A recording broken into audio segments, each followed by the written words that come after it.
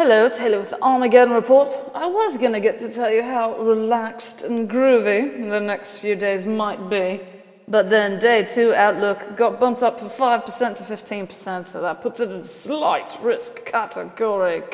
Yeah. Right, day 4 through 8, as you can see, also there's going to be a risk. We'll talk about that shortly. Today we talk about who knows what all this stuff means. There's general thunderstorm, non-severe thunderstorm areas going on.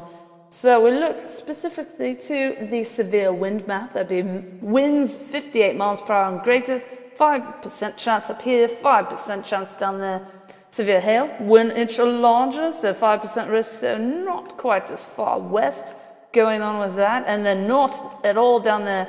And tornado, less than 2%. How about that? So tornadoes could, of course, still be the possible, the not probable. Is that the difference? The possible, not probable, I don't know. Day 2 there, so here's our slight risk area. So we switch on over to here, so slight risk area again is the 15% area, and then the 5% area around it. And because I wanted to know, let's see. There we go, hail. So, what is it? In a risk for large hail, intensity of hail groups, a brief tornado or two could develop around sunset just northeast of the cold front / dry line intersection in southwestern Oklahoma where, yeah, blah, blah, blah, science. Yeah, I forget what that is. That's some kind of mean layer convective inhibition. I think that's what MLSIN is, if that's how they pronounce it as a kid. Anyway, right, so tornadoes maybe. So it sounds like it's going to be a hail and tornado day. I didn't see the word wind mentioned anywhere, but I'm sure there'll be a probability of that. So yeah, tomorrow, maybe a brief tornado too. I do not know. Day 3, though, we're back to a 5% area downwards. So we got Texas, Oklahoma, Arkansas, Louisiana, righto.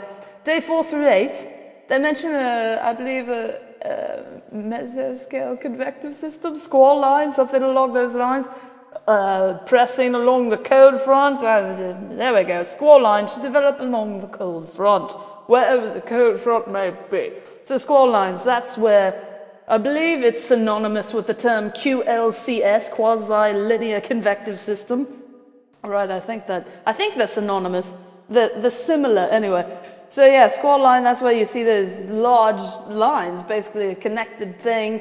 So with that, primarily, if that is what ends up panning out or whatnot, with that, mostly the threat is severe winds and hail. There can be hail with that, but I think it's mostly a wind threat. There can be tornadoes. They tend to be brief and weak, but you can have, I think they call them QLCS spin-ups that are fairly strong, so there could still be a tornado threat. But we'll find out. That's what, Saturday?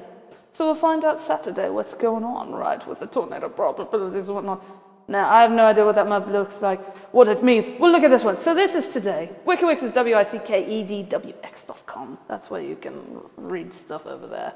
But, you know, you really, I don't know. Go look at this. It's like a jelly bean or something. No, like a hot dog. Something's going on. That's today. So, yeah, pay attention, as always. Pay more attention tomorrow, if you're in one of the areas. But nothing like previous Saturday. Thank goodness. Is at least not in the forecast that I'm seeing. Anyway, enjoy the day.